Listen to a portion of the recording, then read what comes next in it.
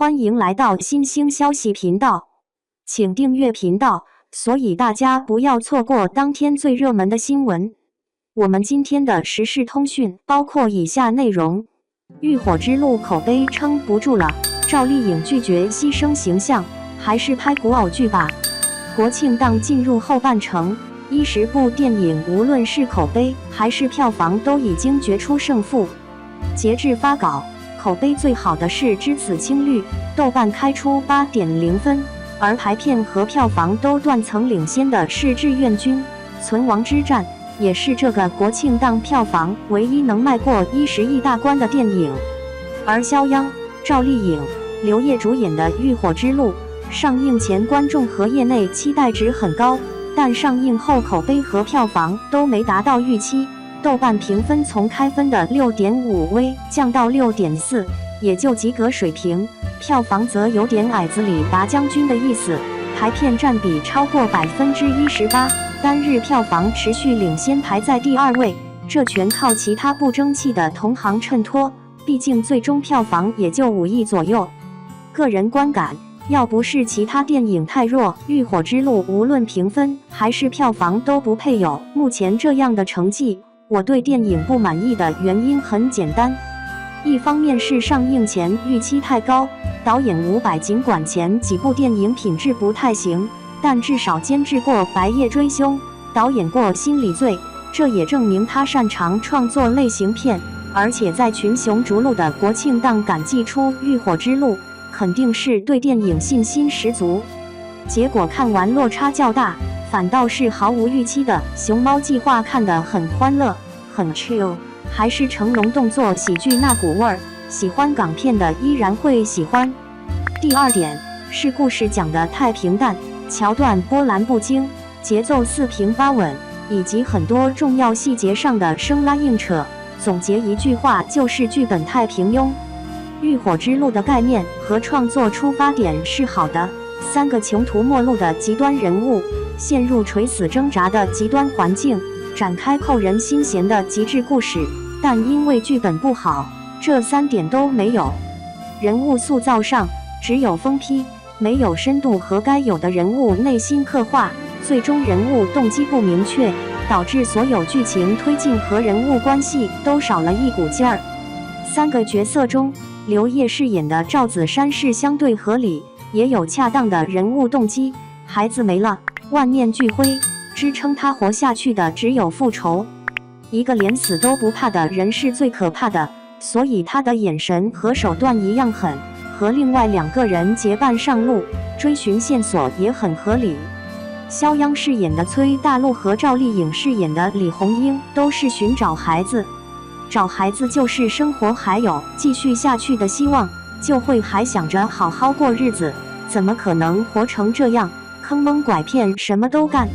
既然是寻子打拐，那么贴近现实，有人味儿就非常重要。看看刘德华的《师姑》，张译的《亲爱的》是怎么拍的吧？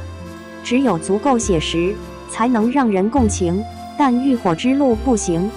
李红英连仙人跳都干了，被前夫威胁压榨，也知道是前夫卖掉孩子，为什么一直都不报警呢？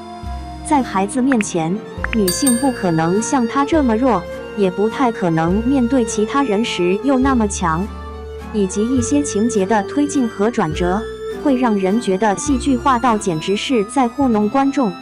曹保平的《怒海天上钓鱼》很好理解，但《浴火之路》里的沙尘暴和兔子是几个意思？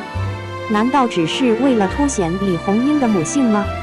后面打算自杀的李红英放弃自杀本该有更合理的解释，结果却是听到了孩子的哭声，是不是太扯了？一直很怂的崔大陆，为什么义无反顾地和赵子珊闯进贼窝？这不符合他的个性。而人贩子的傻儿子，竟然说因为知道父亲是人贩子而故意装傻，并最终选择自杀，太牵强了。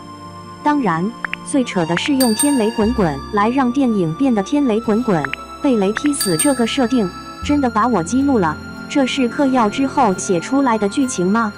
还是实在不知道怎么往下编了，所以和观众开个玩笑？抛开剧情和节奏不谈，《浴火之路》拥有这个春节档最有观众缘的演员阵容：肖央、赵丽颖、刘烨三个人。要实力派有实力派，要流量明星有流量明星，三个人的戏拍好了会很好看。更何况还有冯德伦、潘斌龙、印小天、吴小亮、宋宁峰，足以勾起观众期待。三位主角，刘烨演得最好，他全程都能找准人物状态。当然，这种从一而终的风劲和狠劲儿也相对容易拿捏，人物动机明确，张力始终都在。最差的是赵丽颖，她甚至拖累了肖央的发挥。人物塑造上，赵丽颖的表演功底明显不够。李红英和陆永安这样的烂人混了这么久，仙人跳都干过，遭到社会全面毒打，本该风尘、圆滑、复杂，但赵丽颖的气质过于清纯了。回顾她的表演生涯，其实和7年前的《乘风破浪》没有太大区别，就连抽烟的镜头味道都不对。演员之间的对手戏是互相成就、互相较劲，从而达到1+1大于2的效果。但赵丽颖和肖央《浴火之路》里的大量对手戏，则有了1+1小于1的效果。坐牢3年出来的崔大陆，因为是赵丽颖，两个人贴身躺在床上，手都不敢游走到对方胸上。同样的，明显是磨合的不够好。赵丽颖扇肖央那几个耳光做戏意味太浓，远不如749局里张钧甯扇辛柏青那一下。至于被粉丝反复吹嘘的哭戏，既不带感也不动容。随着剧情推进，他和肖央该有一场床戏，但因为是赵丽颖，只给了一个盖被子的镜头，两个人的情感线只剩下尴尬。浴火之路评分这么低，一半怪剧情，一半怪赵丽颖。但这部电影单日票房能排到第2位，预测总票房有望超过6亿，显然也是赵丽颖的功劳。毕竟肖央的出入平安彻底掉队，证明他扛票房能力有限。当然，从电影本身出发，《浴火之路》只能算是半出好戏。赵丽颖以后还是多演电视剧，少霍霍电影吧。